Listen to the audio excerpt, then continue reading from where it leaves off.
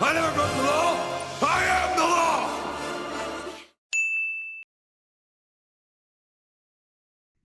law. Bonjour à tous, bienvenue pour cette première série de vidéos qui va être consacrée à la rédaction du contrat de façon générale.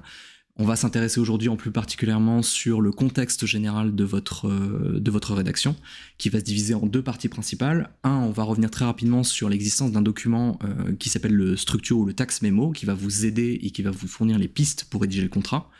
Et dans une deuxième partie, on va reprendre un peu de recul et essayer de s'intéresser aux besoins des parties avant même que vous n'envisagiez la rédaction elle-même du contrat.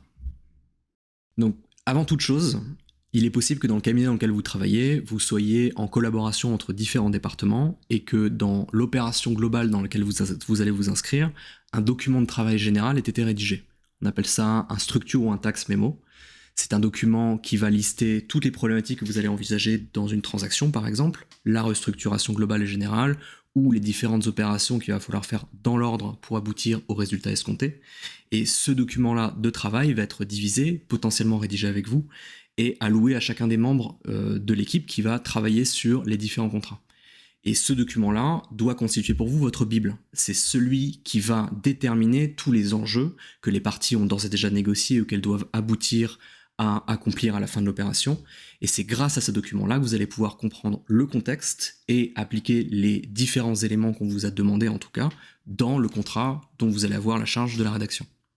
Indépendamment du contexte dans lequel vous inscrire, parce qu'il est possible que vous n'ayez pas justement dans votre exercice de structure ou de tax mémo qui a été fait pour l'opération en question dans laquelle vous vous inscrivez, il est tout à fait possible que vous ayez un contrat rédigé pour un client donné, pour une opération particulière.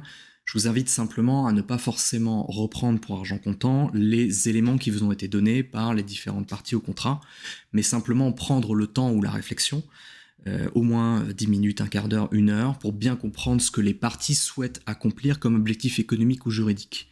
Il est possible que la qualification du contrat qu'on vous ait donné, un bail commercial, une location-gérance, parce que je parle de mes exemples concrets à moi, ne correspondent pas forcément exactement ou à la meilleure façon à l'objectif que les parties se sont tenues d'accomplir.